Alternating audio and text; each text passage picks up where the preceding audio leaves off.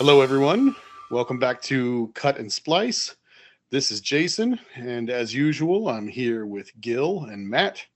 And tonight we're going to be talking about the movie This Is Where I Leave You, which was from 2014. It's kind of interesting that we're talking about this movie. We picked it for a couple of reasons. One, because it's a movie about half Jewish family sitting Shiva after a funeral and a death in the family. And because Gil just kind of went through a lot of that himself. And also, coincidentally, the director, Sean Levy, has one of the biggest movies in the world out right now. So it's kind of cool that kind of timed out interestingly. I guess not when this releases, but well, for all we know, I mean, the thing's still in theaters now, so who knows? Maybe yeah. It still will be. But which movie is it? The Deadpool 3, Deadpool and Wolverine. Oh, I didn't know he was doing those. I thought it was like the special effects guy that was doing them. But I guess maybe no, it started out. I think the first two were Tim Miller, I think, and then I believe this one they went to a different director because. Well, I don't know why. I was going to speculate and say that maybe Tim Miller was busy or something, but I really have no clue why they went with a different person. But okay, cool. I didn't know it was him either. I just literally was looking up his stuff a few minutes back, and I was like, "Whoa, okay." Yeah, I guess because they wanted to I think play up the whole comedic thing, so they just went for a comedy director. Well, Tim Miller's pretty darn funny, also, but no, yeah, but I think wasn't he that a special effects guy before he? He might have been. I've never looked, but he's worked with Ryan Reynolds on like 3 or 4 things before, so that probably is one of the reasons why he got the job. I'm guessing, Yeah, he was like a producer on on that show that you recommended, the Love, Death, and Robots. Oh yeah, I knew about that. You're talking about Tim Miller? Yeah. After the success of Deadpool, he I think the way I read it anyway, side trivia type stuff being what it is, I think that he kind of got his blank check and some studio was like, what do you want to do? And that's when the way I read it anyway, he wanted to make a new heavy metal, which for anyone who doesn't know was I think probably late 80s American animated anthology film that was really cool and kind of weird, very weird. But they made a couple attempts to redo that over the years, and he wanted to redo it, and it ended up turning into that Netflix show, Love, Death, and Robots, which I think is awesome. Okay, cool. Yeah, I've seen a few of the episodes there. So was this the first time that either of you guys had seen this movie? Yes. Yes. Mm-hmm. Okay, I thought that was the case. I thought that might have been one of the reasons we watched it. I couldn't remember. Did you see it in theaters? Oh yeah, no, I was pretty excited to see it in theaters. The cast. Yeah, I really, unless it just looks like a really bad movie or something like that, or whatever. I really like Jason Bateman a lot, and I think that Tina Fey's kind of underused a bit also, but and I know that when this had come out, I'm pretty sure that Adam Driver had already been announced as that he was going to be in Star Wars, so I was pretty excited to see him in something. I think maybe I had seen an episode of Girls or something like that before this, but really barely knew who he was. So there was a number of reasons why. Oh, and also Timothy Olyphant. I'm just I'll watch pretty much anything he's in. So I was just kind of I remember seeing the trailer also and just hearing some reviews, so I was like, I'll go check that out. Yeah. No, it's definitely a very fun cast as far as the Jane Fonda Yeah. as the crazy mom, and also was the one who's the one who stayed behind, Corey Stoll. Rose Oh yeah, Rose Byrne. Yeah, because I just recently saw the movie Jon Stewart made, the one about the political one, and she played like a Republican operative there, but she was pretty good there too. It was like her against Steve Carell. Steve Carell was the Democratic operative. It's called Irresistible, I think, or something. It's like a comedy that he made. It's basically like about Chris Cooper plays this guy who's like a former colonel or something, and he and he has like a viral video thing that that Steve Carell sees, and he's kind of like in this like very red rural city, but he spouts very democratic values in his speech, like in this like town hall, and then Steve Carell goes down there and tries to convince him to like run for mayor, and the whole thing is like, they make it into a national story about this like tiny city with like both the Republican and the Democratic Party like fighting over this like mayoral race in this insignificant little town. But it's pretty good. I mean, has some twists and turns, and I think it was a much better, I think, outing from Jon Stewart than the first movie he did, which was trying to be a bit more serious. The one that was about the Iranian captive something. It was I think definitely comedy is more of his forte. I do remember when there were ads for that first movie that you just mentioned. Rosewater or something. I couldn't even remember the name. I just remember we were all standing in line for a movie at one point, and there was a big standee or something like that in the theater. And I think somebody pointed it out that was like his first movie that he directed or something. And I was like, oh, well, that's interesting. I never saw it. Yeah, no, it's funny, like people like Jon Stewart and like Jerry Seinfeld, whenever they like take on like doing a movie, it's more of like I think a challenge or an adventure for them. It's not anything they would want to do like full time, but it's interesting to see how people's personalities translate to and that same token I would say about this movie too is like I don't think anybody in this movie is particularly Jewish. So that was a big joke that they talked about. I cannot remember who said it, but I didn't. I'll be honest, I didn't really like pick up on it at the time. But I years later I saw someone talk about this movie, and they said it's the movie about this very Jewish experience. The whole cast is not Jewish, and somebody was like, "Well, at least we got the director." Yeah. It is funny, and it's not that unbelievable because obviously there's a lot of like mixed religion type of homes that like maybe the mom might have not been Jewish but the dad was. I can totally see that, and if the dad was uber secular, then maybe they just didn't grow up Jewish almost at all to a degree, so they can maybe not seem that way. But they do mention that he was supposed to be an atheist. Yeah, that he was a non-believer. Yeah, and we'll get into the details later on with spoilers, like about how it all evolves. But I don't know. I mean, like, so how did you like it, Jason? Before me and Matt like give.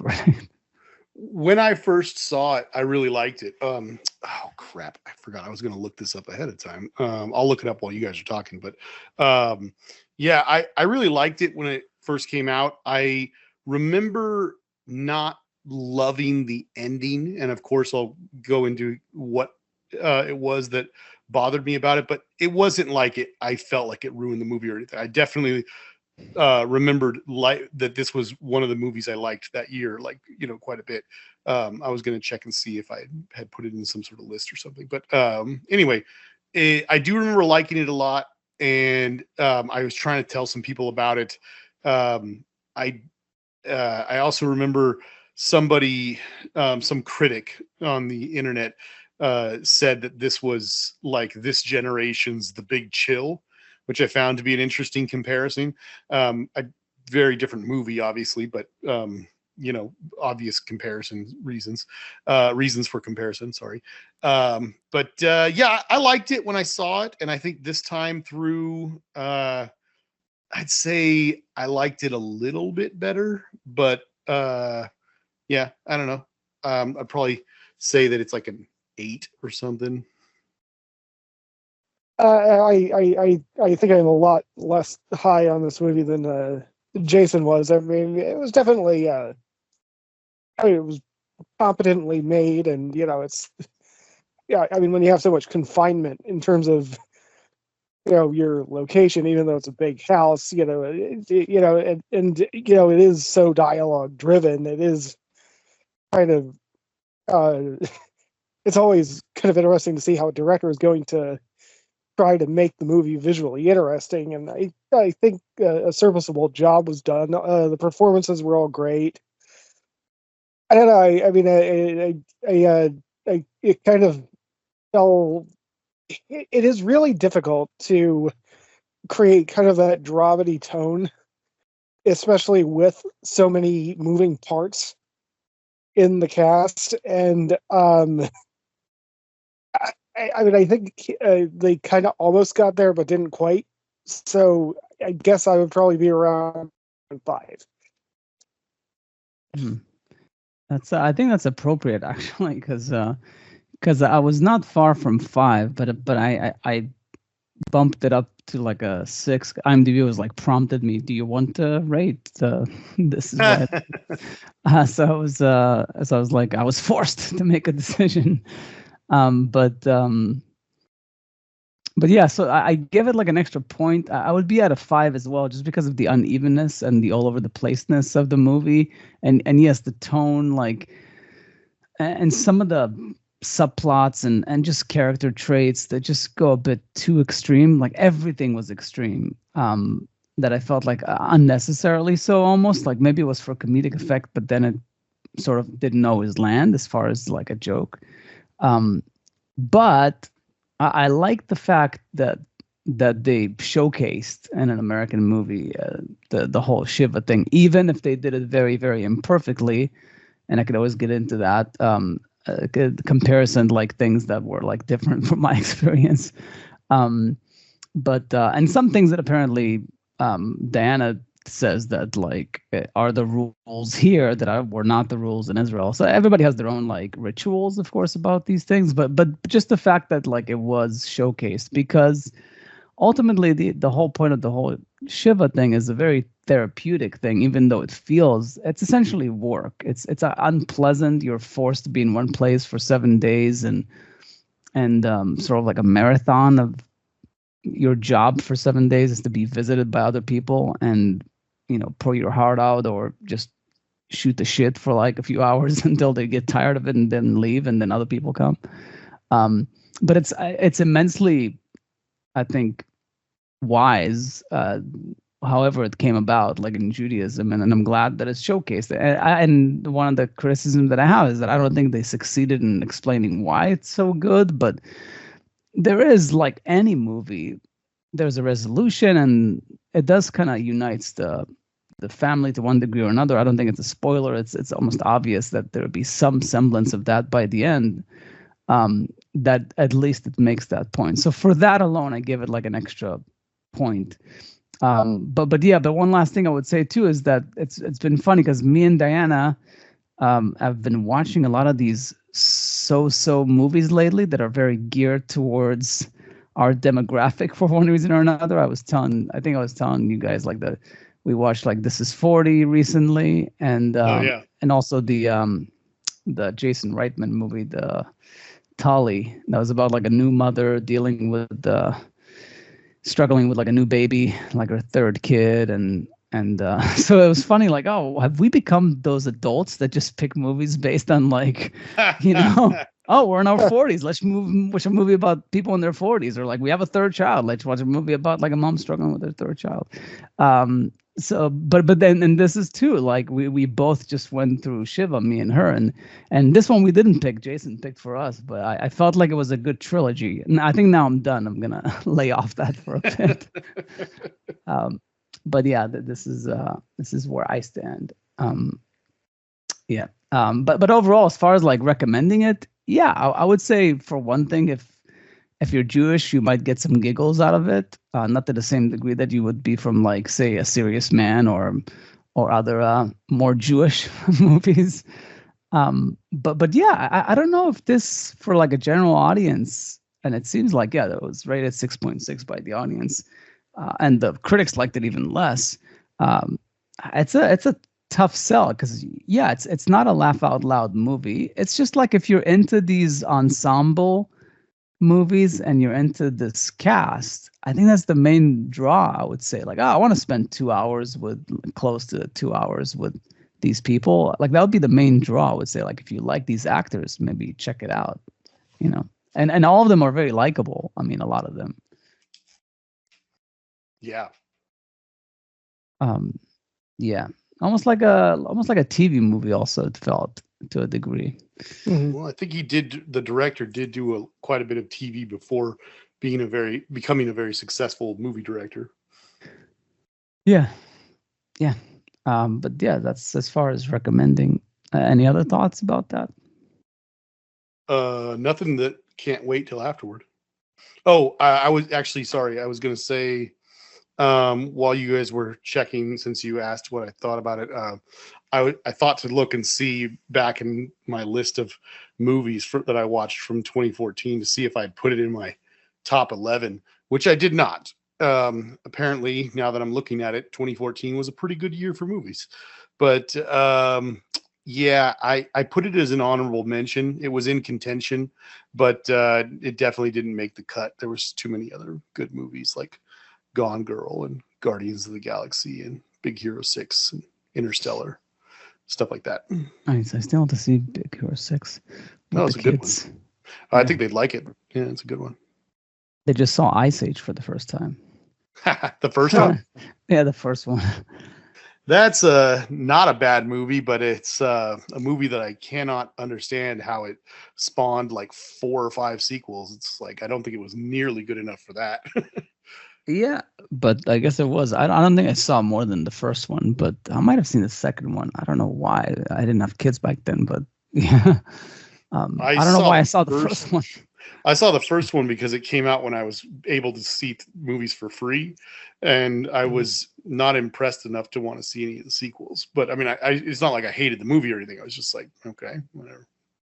Yeah, it's funny because I just remember the scene with the dodo birds in the first one, and like obviously it's a kids movie, but just having that moment where a couple of dodos go off the side of the cliff and like, oh, there goes our last female. Oh yeah, extinct. The yeah, I don't know. It's funny because now looking back at it, it was like, why did I watch animated movies back before I had kids? But I guess because of the whole. I think it's because also there's like a bit of a draw to the whole computer animated thing. It was very, especially Pixar movies were very like much event movies. So every once in a while. This is totally off topic, but I don't understand why people don't watch animated movies. It's like, they're just other types of movies. I mean, I think the stigma should go away is what I'm saying. But anyway. Oh, no, of course. I mean, that's what Guillermo del Toro said at the Oscars, I think it was, when he won for Pinocchio, is that, like animated movies are not for kids. They're just movies, Yeah, I mean, depends, of course. A lot of them are geared towards kids, but yes, there's ones that are not. And yeah. I just watched one last night. Cool. So yeah, I guess we can go into spoilers. Yeah, I guess either of you like have any idea about like the concept of like what the Shiva is or anything before this movie, or you heard about it? I had heard the term before, but I definitely didn't know what it meant, and I didn't know I would say that the very brief explanation that they give in this movie was more or less informative for me. Yeah. You too, Matt? Yeah. Well, my best friend from high school is named Shiva, No, But he's I'm not. But not. he's not Jewish. She. Oh, she. No, she's Yeah, she's okay. Iranian. Oh, okay. So, Yeah, that makes sense actually. yeah, but yeah, I need to be better educated on it. No, not that it's that Yeah. important to know. Yeah. Although I'm actually curious, like, what are the like, for example, like as far as Christian rituals, is there anything specific Christians do, or is it mainly? From what I can see in TV shows and movies, it's mainly there's a funeral, and then after the funeral, there's like they go to the home and they do the kind of like the meal portion of it, sort of. Not everybody has a meal Yeah. provided, but there definitely is a lot less tradition, I think might be the right word. It when also comes to- depends on denomination and everything. Right. Well, that's what I was trying to say. Yeah. Yeah. Obviously, the Irish have wakes. And that's a big thing for sure. Yeah. So the wake happens after the funeral? Before. Oh, before. The wake is, if I understand correctly, usually done the night before. Oh, I see. Yeah. So like Christians, I think most of the time, in my experience with most of my relatives and friends who've had people died and whatever, usually there's a viewing the night before, which probably has several different terms, where it'll be like at a church or something, and people go, and if it's an open casket, they'll view the body or whatever. But it's like a quick thing. It's not like a really long ordeal or anything. And then like the next day, there might be like the actual, service or whatever, if there is one, or the burial, and then there might be a gathering afterward. It really just, I think a lot of times depends on the family, what they wanted, or what the deceased wanted. I see. Yeah, but it seems like overall it tends to be like a day's worth of like focus, maybe a day or two, but then everybody sort of disperses. Yeah. So because that's the main thing. I think that's the difference with the whole Shiva thing, is that the idea is that like essentially Jews say that it's a bad idea to leave mourners alone after like a day after the burial, essentially, because that's when they're like at their most sensitive. So they're basically, Judaism said, like, you're not allowed to be alone. So your job for the next 7 days, because Shiva is like comes from the root of 7, but also Shiva is sitting. It sounds like the word sitting, but it also sounds like the word 7. So I don't know if, honestly, I've never like checked. I think it's more of the 7 aspect. But there's also a thing about that you have to sit all day, like you're at home. You're not allowed to leave the property, literally, like it's a house arrest type of thing. And they broke the rules here a few times. Of course, they don't care in the movie, but yeah, it's like they do mention that they're breaking the rules. Yeah, I broke the rules too when I went to like take money out of the ATM or something stupid. But for my mom's account of all things, because they were trying to draw as much money as possible before the credit card company locks the account, because as soon as they get word that she passed, then I don't know, they lock it and then they release it 30 days later, something stupid. But whatever it was, I was like, I don't care, I'll go. But yeah, so that's the concept, and I think it's very smart. Like for some people, like I don't know if necessarily I would have needed it. I think it only helped me, but yeah, because you talk your mouth off for like 7 days to various people that come and visit. The idea is kind of brilliant, because at the end of the 7 days, you are dying for some peace and quiet, as opposed to like if it's only a day of a funeral and then everybody disappears, you're like, well, wait, where did everybody go? And you feel so alone. But if you have 7 days of nonstop visitations, except for the weekend, the Shabbat, when there's a break for mourners too, you go to synagogues in Shabbat. That's like they show that in the movie. But the idea is like, fuck, I want some peace and quiet. Like you seek the quiet, whereas for most people that mourn, to get the quiet a day after the funeral is a bit too shocking, because the void is much more felt to a degree. But But yeah, it's an interesting concept.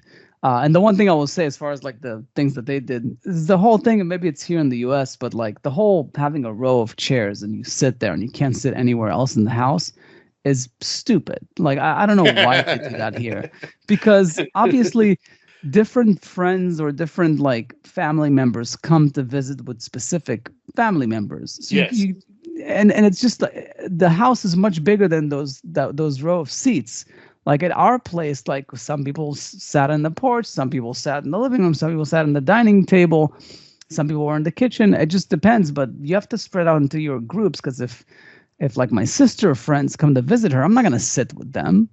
It definitely sounds more practical the way you're describing it. More practical, yeah. So that's one thing that I would say was more, even though some things are less relaxed in Israel, that part felt a little stupid, but I understand why they did it for the movie, because it plays into the comedy and the ridiculousness of it. It gives you that good shot too of all of them sitting in the row, the majority of the cast, Yeah, and it's that more, I think it's that more And also, frustrating for them. Yeah. there is a moment at the beginning of the movie when they're shown that row of chairs, and one of the family members is like, "Oh, yeah, they're used to put our Christmas tree." Oh yeah. Like, he put the chairs where they used to put their Christmas tree. Yeah. Oh So- yeah. Underlining the fact that this is like really new to them. And they foreign. haven't grown up very Jewish. Yeah. That's funny. Yeah, I mean, and that's, so I was gonna say one thing, and you can tell me what you think. But yeah, I felt like, as far as like it felt like some of the Jason Bateman's, like, he's the lead character to a degree, so it's sort of his journey. So I understand why he's got some drama in his with his wife and stuff. But there's just so much. Like, everybody has a problem. And everybody's got such an extreme problem, and they're all so different from each other. Like, they almost don't even look like siblings, for one thing. And then on top of that, you add this mom who's like a sex, like free advocate or something, Yeah. sex Psychologist. liberated. Yeah, Yeah. she's a psychologist. That's like that's her shtick, is like, liberating like sex from the bedroom to be talked like in the open or stuff like that. It's, even though Jane Fonda, I like her, and it made it interesting, I still feel like it's just a bit too much. It could have been a simpler family. A simpler family would have like done just fine. Also, the rabbi character, like, for him to be connected with them, and he was like this geek. It was just, it could have been other ways for the rabbi to be funny. He didn't have to be like, somebody they bullied when he was a kid. But I don't know. But it's fine. It's their movies, their choices, and some of it landed, some of it didn't. But I felt like it was just a bit extreme all over the place, constantly. But not in a good way. Sometimes when it hits the right tone, it sort of works. But here, I felt like they're just really like, what's the most out there thing that we can do? Out of left field. So I don't know how it landed with either of you. Yeah, I think you're right that, I mean, Jason Bateman is fundamentally the main character, and that's always something that you're juggling when you have this kind of an ensemble cast. I mean, it's based off of a novel, right? So, you've got probably like 300 pages or something in that novel to flesh out all these characters and make it more of it's not just about this one guy, it's about all of these people. But I think there's a much more interesting story just dealing with Jason Bateman and his journey. I mean, that's a whole movie if you really dive into it and flesh it out. So, yeah, I feel like there's a lot of characters that probably should have been put more to the wayside. I definitely feel the opposite way, but I'll explain what I mean. Okay. I mean, I think obviously the point of the movie was to have this family, with the mom and the 4 kids.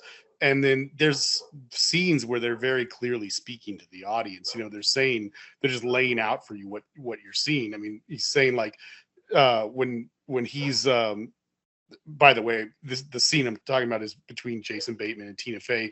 Just throwing this out there, I think the best scenes in the movie are the scenes with just the two of them. I think they have the strongest stuff in the whole film. But there's a scene towards the end when everybody's dirt has been aired, and everybody's dirty laundry, has been aired, and you get what everybody's struggling with, and it's pretty clear that all four members of the family, or all four of the kids, I should say, all have issues with their spouses or significant others. Their lives are not going the way they want them to be, and some of those problems are interconnected, some of them are not. And he says to his sister, like, really the only one here in the whole family who's having a great time is your son. I think it's Cole or something, but the one who's pooping and who's learning how to be potty trained, and whatever. I mean, obviously the point of the movie was for it to be an ensemble where everybody has their issues. I do agree that there's a little bit much going on, and that was kind of, I can go into it more later, but that was kind of my thing at the end, was like, I was really on board for all the family's problems. And I think, and I'm just throwing this out there, I think it's possible to have made this movie and for the mother for her issue to have simply been that her husband just died and that she lies to the kids, spoiler alert, and tells them that he wanted them all to be together just because she wanted to be closer to her kids and was a little too ashamed to say that out loud because of the kind of relationship she has with them, and tricks them all into doing this. To me, that's enough. The other four have these crazy things going on in their lives. To tack on one more entire thing at the end was like, I was like, "Oof, geez, like we're really going for it here." But I was just gonna say, my issue with it, because I kind of get what you're saying, Gil, about like there's just so much layered and layered and layered. I actually really like all the stories that all four of the kids are going through. I see kids; they're all adults. The four of the Altman children, siblings. Uh, the I like all the story that's going on with each one of them. I like they're all significantly different in what they're going through. They're all pretty significant to their lives and things like that. When I say they, I mean the problems they have are all significant. I just feel that were this movie made perfectly, and I'm not exactly sure what to do to make that happen, but a big part of it would have to do with its transitions, I think, from scene to scene. But there's all these moments that, for example, between the characters. Like, you got a lot of stuff with Jason Bateman and Tina Fey that's great. You get some good scenes with each one of the four children and Jane Fonda. That's pretty good. You get these great moments with Jason Bateman and Adam Driver, and then they add Corey Stoll in, and so you kind of see how you can, without even having it spelled out, you can see how their dynamic would have been when they were kids, kind of, and stuff like that. You get a really great scene with Tina Fey and Adam Driver. All these things are great, right? But the problem with the movie, in my opinion, is that you get these great scenes, but a lot of it just feels like you just got done with one part of a story, and they just kind of like jam you into the next scene with two other characters, and there's no transition between them. Like, one of my favorite scenes is between Tina Fey and Adam Driver, when he's trying, like, she's going through a lot, and the father of her children has like left the Shiva thing and gone off to some business thing. She's dealing with the kids by herself. She's struggling in the backyard with some sort of stupid like playpen or something. I don't know. And Adam Driver comes up and has this really cool conversation with her about how in actuality, she really raised him. Like, his older sister really raised him more than their mother really did. And it's a great scene, but like, it comes out of nowhere. Like, I don't know exactly what we saw right before that, but I'm assuming it's probably something involving Jason Bateman, involving the family, involving the mother, all this stuff. And then like, you just get slammed into this scene with like very little context and very little anything. That's how I feel about the whole movie. Is like there's something about the telling of this story that's the problem for me. I think the story itself is great. I think what the characters are doing is great. It doesn't feel smooth. It doesn't feel Organic. yeah, maybe I don't know. I mean, I could probably try to dissect it for an hour and a half and not really come up with what the problem is, but that's how I feel about it. There's just these moments where I'm like, well, that was nice in and of itself, but yeah, it's just like in there, you know? Yeah, no, I mean like and then Tina Fey's character like has a thing with Oliphant's like Yeah. character because she was in the car with him during the accident. They had like a They were boyfriend and relationship, girlfriend. boyfriend girlfriend, and then of course she moved on with her life and he stayed there. There's a little bit of the staying behind. For one thing, the staying behind thing could have kept that to one character. There's the one character that Jason Bateman, has the thing with. Like to have the two of those, like I just felt like, so he's got a brain injury and his mom is like has a lesbian relationship with their mom. It feels so convoluted. Like it just feels, and I don't know, it's a movie, so obviously whatever they want to think of, that's perfectly fine. But it's like, and then the Dax Shepard character that has like the affair with Jason Bateman's wife, and then the baby. It just feels like, I don't know if this might work better in a novel where it started, because it's just so convoluted, and it's very like, I don't know, almost like trashy novel type of stuff. Like it's just like throw in all these intrigues, like it's a soap opera type of plot lines. He did what with who, and these, and then like even the psychologist that is dating, like the therapist that Connie dates, Britton. that dates like Adam Adam Driver. And like she's got issues because she's older than him. Why is she with him? Like I think maybe that's what it is like, because as you were talking, I was like, it was making sense to me, is that the whole thing of the movie is like everybody's got problems. Everybody's imperfect. Everybody needs to be more understanding and accepting of each other's imperfections, and all these things, like the way Jason Bateman needs to come to terms with his relationship with his wife. And I don't know, there's some of the significance there when he ends up like driving straight to Maine or whatever, like the whole like, well, that's his whole character change at the end. Yeah, the character change of like, just going on a whim instead of like feeling like your life is so structured. Yeah, do something spontaneous. Air quotes. He doesn't do complicated. Yeah, but the question is, exactly, was there a better way?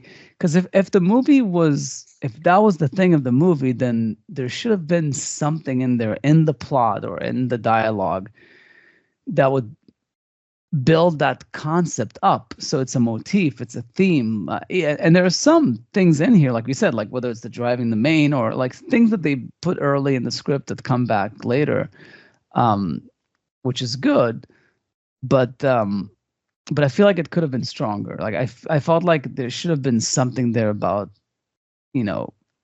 this whole theme, and then it would have been consistent. And it is consistent that everybody has problems. It's just that their problems are just so, I mean, like the Corey Stoll, like, and his wife, like having issues, like getting pregnant. It's just too much. It is a bit like soap opera, where like it's something freaky needs to happen every 10 minutes. Otherwise, like the housewives at home get bored, like, I don't know. I love the story with Corey Stoll and his wife, Catherine Hahn, like, because I love the aspect of it that like the younger brother, Jason Bateman, dated her when they were in high school, and then they just, probably a year or two or something, and then called it quits. And then years later, she is with the older brother, and then they fall in love and decide to get married, kind of thing. And then that's when the story takes place, obviously, is when now years later, and they can't have a kid yet, or they haven't had any kids yet, and they're trying, and all that stuff like that. I liked their story a lot, but I just feel the same way, you like what you just said. It's like any one particular one of these stories I like. It's just it's a lot, You know, like you mentioned the Dax Shepard and the wife, Quinn, Abigail Spencer, and all that stuff. It starts out the movie, and without it, Jason Bateman doesn't show up to the Shiva, with the problem. He's got to have a problem, obviously. That's like the whole problem he's having. Tina Fey is the only one that knows what's going on because they confide in each other, because they're like Irish siblings or Irish twins, I mean, in a sense. But yeah, like you need that story. But I'll be honest with you, like when you were talking about it right now, I remembered the first time I saw this movie, I remember liking what was going on between Tina Fey and Timothy Oliphant, between Adam Driver and his girlfriend that's like clearly like he's got those like Oedipus issues, the Corey Stoll thing. I liked all this family stuff that was going on.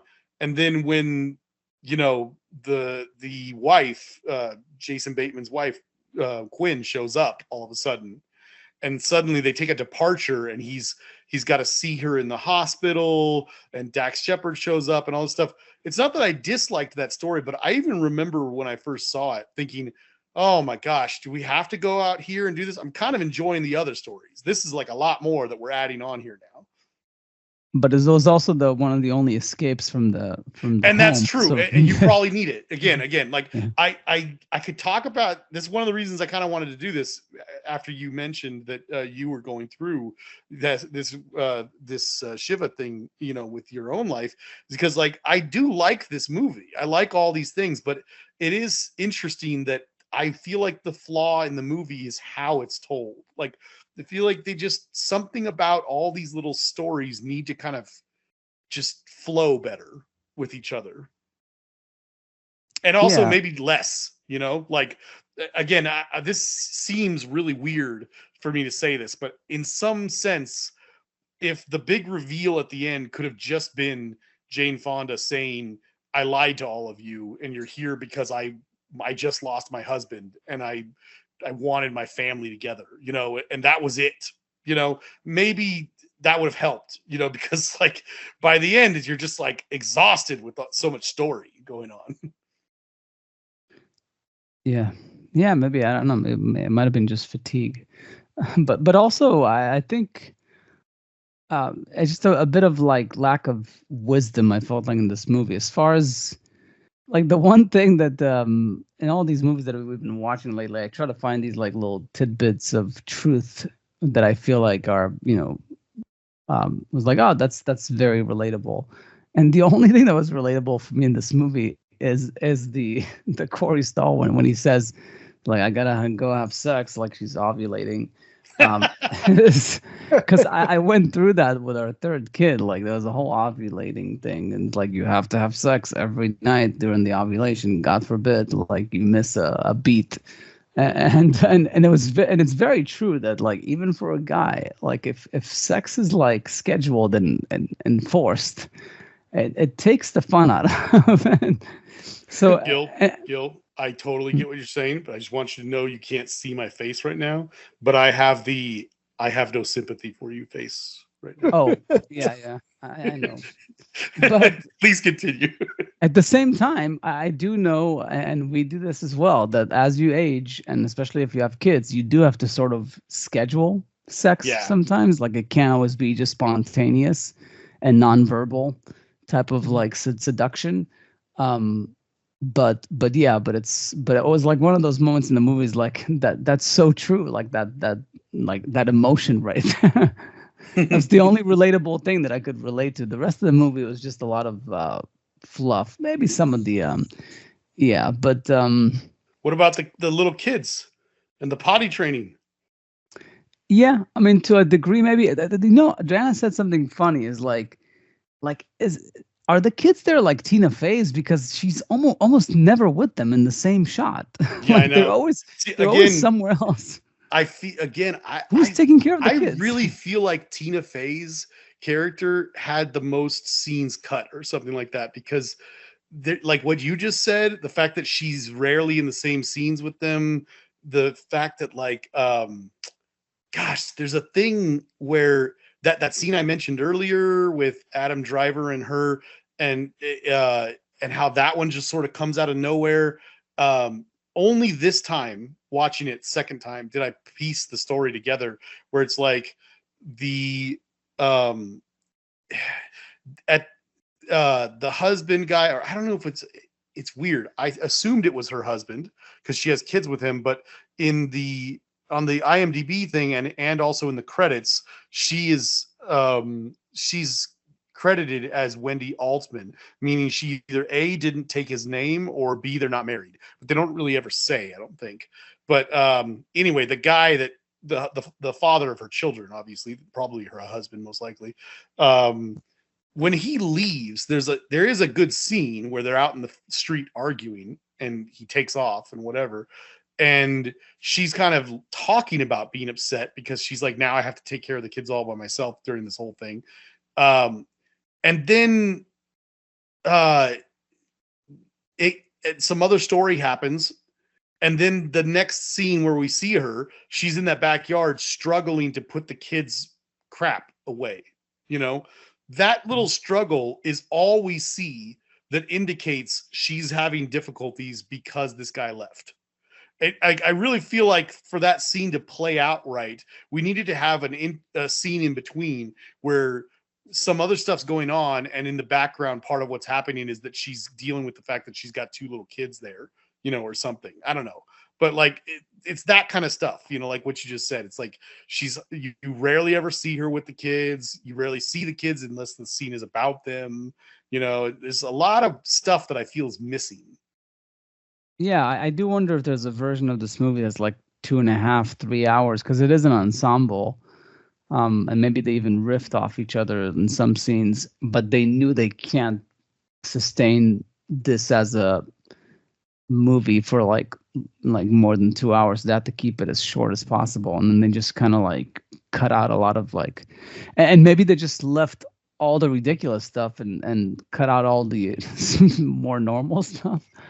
But on the Blu-ray, there's some like, I don't know if it's gag reel, but there's some deleted stuff or there's some behind the scenes stuff on the Blu-ray where it shows the rabbi, Ben Schwartz. They had apparently a lot of scenes where he was just where they were just letting him try stuff. Oh yeah, no, that's another thing that was like, what the fuck moment, because like he was sort of like a bit of this youngish rabbi at the funeral and whatnot, and all of a sudden, out of left field at the synagogue, he's like a fucking comedian. Like what happened? Like he's like riffing, and this it felt very like too much. Like it's okay if you want to be like a hip young rabbi. I think he's actually a bit too young, but or maybe he just looks young. But I just felt like that's just not. I don't think a rabbi would talk like that, even if he was trying to be a hippie. He was just a bit too out there, like way more than the funeral, which makes sense because the funeral is a more somber thing. But I was like, that's just too much. But maybe because of the nature of the actor or something, they let him riff. But he is John Ralphio, so. Yeah. I don't know anything about what a rabbi would actually be like, having never been to a synagogue before or anything like that. But I know that the director was talking about, and I think this comes through, by the way, but the director was talking in the behind the scenes thing about that character, that the concept in probably the book and the movie is that that here's this family, and that character Boner, the rabbi, he grew up. He's the same age as their youngest, as Adam Driver. They grew up as good friends in the neighborhood, and so they grew up with him in their house as this friend character who was always, like they said, he was always like into the older sister, and stuff like that. He was always very inappropriate. They grew up seeing him as a child and a teenager and a very inappropriate person. And now, a decade later or so, all of a sudden he's this rabbi, and none of them can take him seriously because they all just think of him as Boner, as this dumb kid who was over at their house all the time. They're supposed to respect him. They're supposed to treat him like a man of God, but none of them do, not even the mom, so. But that's the thing. He doesn't even take himself seriously. Well, and maybe that's the problem. Yeah. Yeah, like he should be the straight man or the butt of the jokes, but like he shouldn't start cracking jokes at them. It just feels uneven. But yeah, I don't know. But I think one other thing I would say about just the out there-ness of all these characters and their situations is that, and maybe the fact that they didn't feel very related to each other, is just that more than anything, I just really feel like I'm watching a bunch of famous actors having fun on a movie, like sort of in the Knocked Up, Super Bad type of vibe, like where I don't buy that these are real people. Like I just think these are actors acting out scenes. But in Superbad and Knocked Up, it's funny. Where here, it's there's a giggle. There's like, it's amusing, but it's not laugh out loud funny. And there's also no wisdom to it. Like I feel like Knocked Up and Superbad and some of it had a lot more relatable or truths, like within scenes. It was like relatable things. Where this was just the situations were so out there that it was very tough to relate to any of them. So I don't know. I think that's part of what plays into the unbelievability and the convoluted nature of this movie, at least for me. You don't connect to or feel there's a believability in the struggle that Tina Fey's character is going through, or Corey Stoll is more of the jokey half of the couple, but his wife, Annie, Catherine Hahn's character, that's kind of a pretty messed up situation to be in. Like she really, really wants a kid, can't have one. And she's sitting here stuck in this house. And halfway through the whole thing, she finds out that the other brother accidentally had a kid with with his wife, who he really didn't want to have a kid with because she cheated on him. And then on top of all that used to be her boyfriend. Yeah, no, that part, generally I think the couple trying to have a kid is more relatable, especially nowadays, because I feel like even though we somewhat struggle with our third one, I hear a lot about couples struggling even when they're with their first or second. So the whole fertility thing is definitely the most relatable thing and most realistic thing in this movie. I don't know. I don't think it's something that happens that often by comparison, obviously, to that, but because as you said, that is becoming more common. But I think Tina Fey's story with Timothy Olyphant is like, heart-wrenching. Yeah, but I think maybe what it suffers from is that there's so many plot lines, and same thing with Catherine Hahn, is that there's not enough of it to build it up and connect with it. Yeah, it's just like, wait, what? Like they were in the accident together? Like it's always like a shock. Wait, what? So this was that and this was this? It just feels like very thrown in. Like the only developed stories are mostly Jason Bateman's, like with his wife, and then the girl that he was that was interested in him when they were younger, but he like didn't like, I guess, reciprocate. There's also a little bit there's something in this movie about like that everybody compromises with their partners to a degree. Like something like that, where like it seems like Jason Bateman's wife, if she cheated on him, maybe she compromised on him, and that's why she cheated, and that the psychologist is like with Adam Driver because she's old and she wants like someone young and exciting, and it seems like everybody's just like love is just fucked up, which is again, it's a problem because this movie is supposed to be about grief, not about.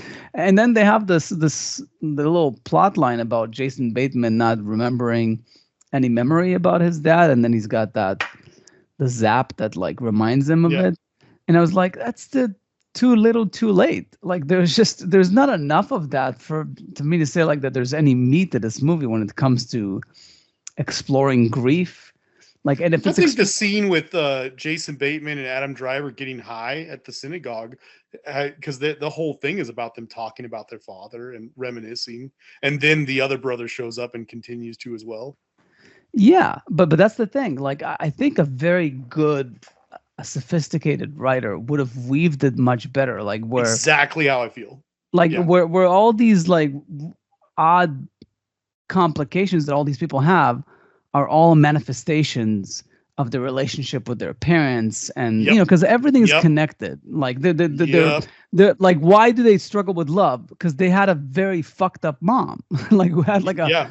like stuff like that. Like, but if you don't make those connections, because what happens in a Shiva, like what happens when a parent passes, there's a lot of nostalgia. Like people pull out photos. You kind of rethink your whole life. Like it kind of brings everything into focus. Like it reminds you of your mortality, and it also, you start talking about all these things growing up, not necessarily with the person passing, that as well, but it's just generally incidences that, like my sister told me, my young sister told me that apparently she caught me having sex with my first girlfriend. I was like, I have no recollection of that, and that makes sense because that's probably something that I want to forget. I would want to forget. There's all these like things that you share with each other, and then you also, to a degree, you connected to the way your parents were. Like it's like some stuff I learned about my dad, that apparently he cheated on my mom, and that like he was a bit of a Don Juan when he was younger, and it's one of the reasons why my grandfather didn't want him to marry my mom. So all this stuff is like, what, like to a degree I might have known some of this, maybe subconsciously, but not to the extent that it actually was. And then you start thinking like, wait, like, am I this way? Like, is my brother this way? Like, what's like the makeup of my sisters and how that's related to my mom and my dad?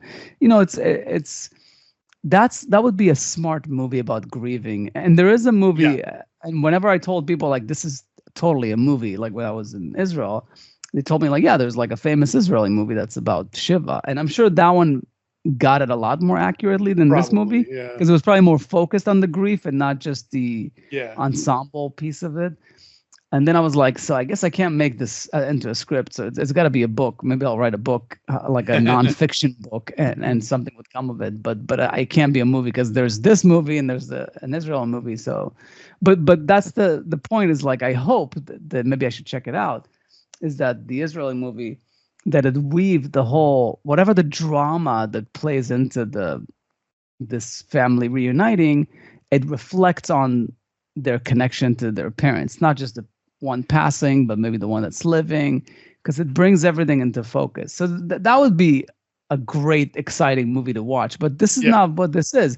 They knew what they were doing with this movie. They were like, this is like a fun, interesting thing, and it exposes the whole Shiva thing. But really, what we need is a superstar cast to attract as many people as possible to see this, because there's not much in it apart from a bunch of colorful characters. Like, there's no meat to it. Like, there's not much wisdom to it. The dialogue is not that sharp. The jokes are not that funny. But if you have a really good cast, and if you interest enough good actors, it could be some sort of like this event movie where you can have so many like people on the marquee. It's kind of like a Wes Anderson movie where like it's all these like 70 people, like everybody like as it's like a known actor, because everybody wants to be in his movies. Only that this is not a Wes Anderson movie. That's a problem. I think that there's, to use the same analogy, I think it's got a lot of meat. I just think that the plating is not good. Like, I don't think it's served. It's not served to you correctly, if that's the right analogy. It's like there's a lot there. It doesn't connect the way it's supposed to.